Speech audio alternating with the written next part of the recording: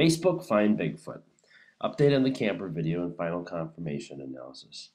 We're going to verify that this is a real video. We have looked at the HD version of the cell phone video with the addition of a second short clip. This is likely one of the best videos ever taken. With the addition of the extra clip, we'll classify it as the number 2 of all time. Why? It shows 6 key characteristics at close range. Large nocturnal eyes with no white showing, a hooded nose with downward facing nostrils that is at the cheekbone level with a long upper lip, a forward sloping neck with long spinous processes, the shoulders and muscles can be clearly seen moving. And what appears to be about 20 feet, this is the closest image of a Sasquatch ever seen. Clip 1 is called a Sasquatch preoccupied at 7:20 p.m.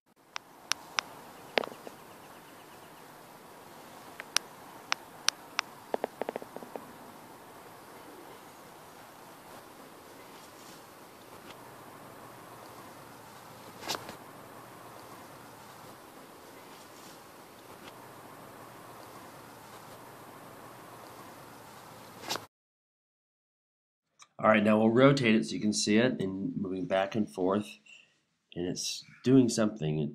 We have a kind of idea that it may be eating.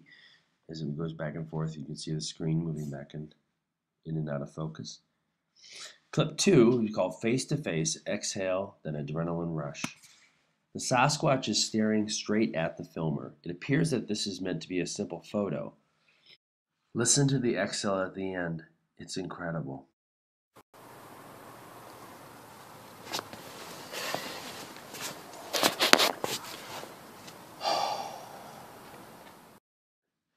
Now clip 2 was de-shaked, magnified, and looped. This is the face of a living, breathing Sasquatch. Well, there it is, a living Sasquatch looking straight at you. I can't even imagine how that filmer felt. That's very, very powerful. So what has happened in clips 1 and 2? Well, something has caused a preoccupation. It's drawn his interest to the tree. The young poster mentioned eating in one of the emails back and forth. It may hear the camera and turns toward the tent. In clip 2, it has been taking a strategic position behind the tree. Tree peeking is commonly seen in our young children, a natural defensive position even though it's rarely needed in our society. Tree peeking seen in the number 19 huge Alabama Sasquatch.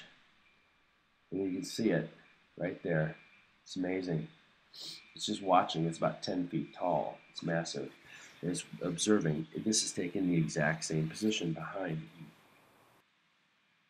What could it be eating? Maybe a candy bar. But it can clearly be seen. It's like some white things coming out of the right side of his mouth. You can watch the mouth move. You may not be able to see this as well online, but you can actually see the muscles moving. It's like jammed in there. This is of the green thermal footage. This is so unreal that some need to prove to themselves it isn't real. Well, Morris and Hieronymus tried to pretend they could do a suit that would replicate Patterson and Gillen.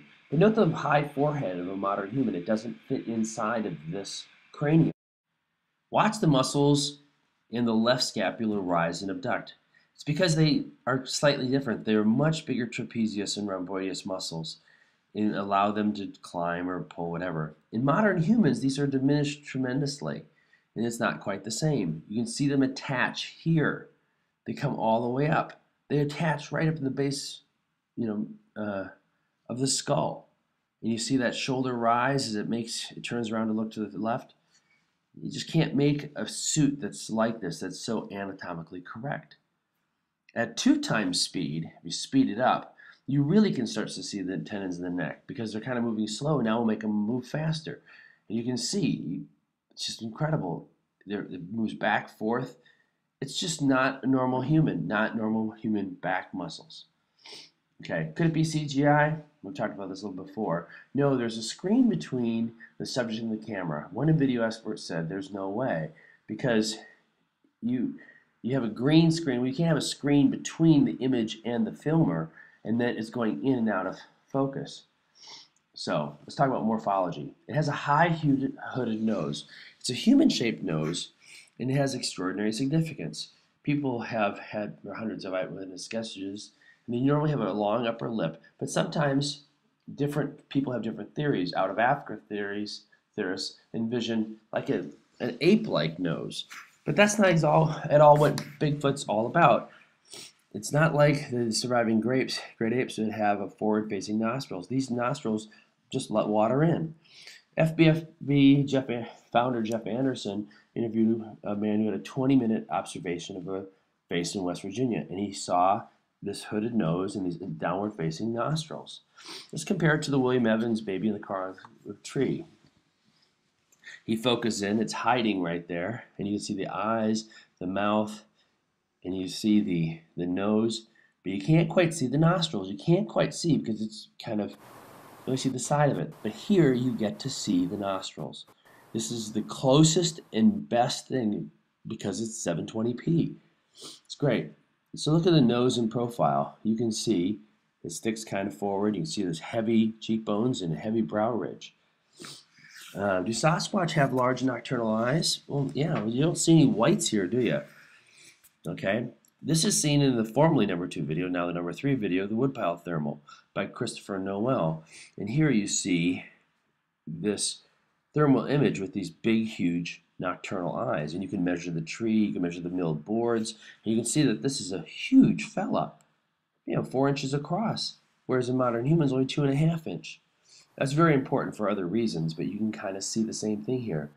These are just not normal eyes. They're just set right below a brow ridge. All right, look at the back and neck muscles moving, and you see a slope to the back. That's pretty nice. Beautiful.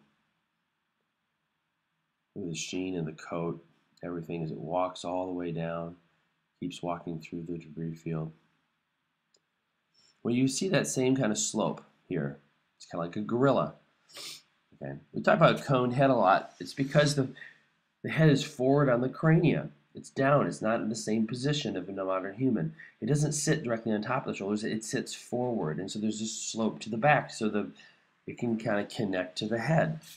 It's at a different angle, and you see this in many of the drawings, and you actually can kind of see how the forehead, of a human's like that.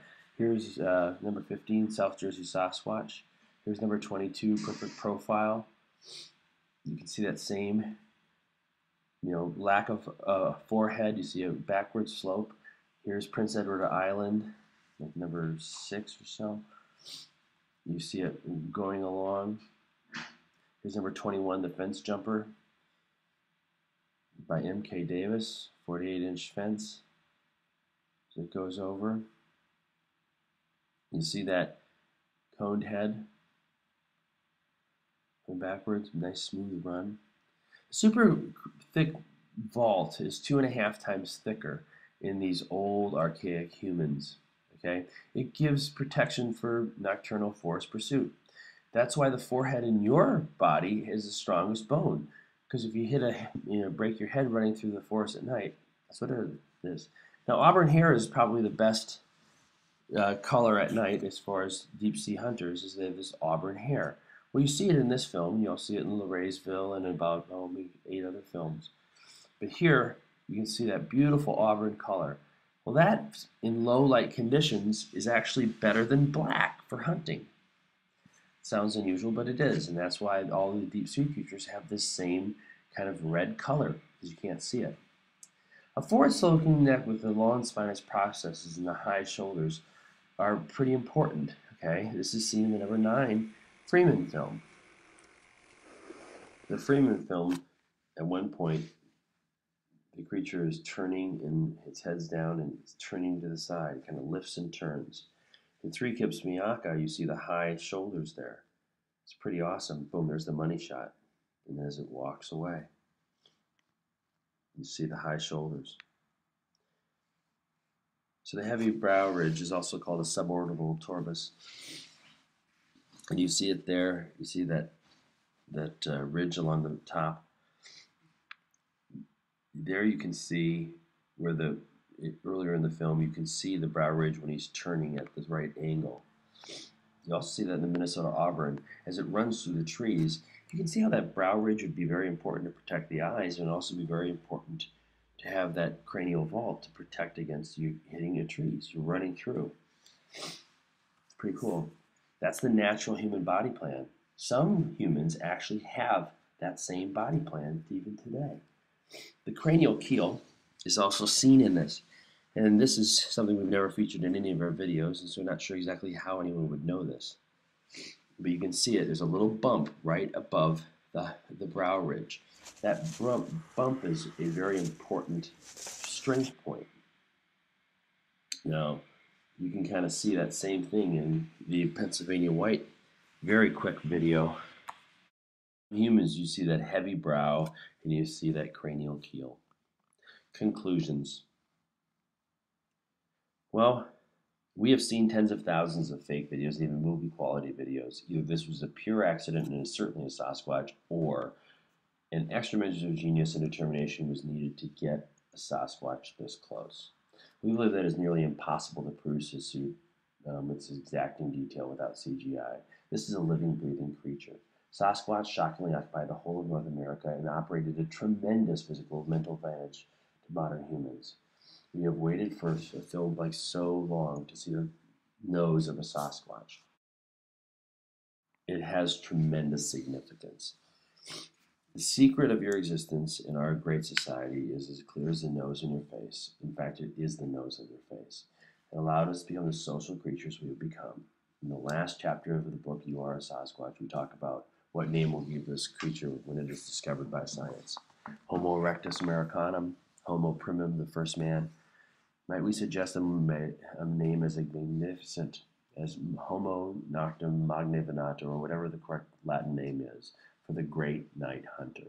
We can't think of a name that is more appropriate and complex for what is truly the smarter ape. Congratulations to whoever took this film. Facebook, find Bigfoot.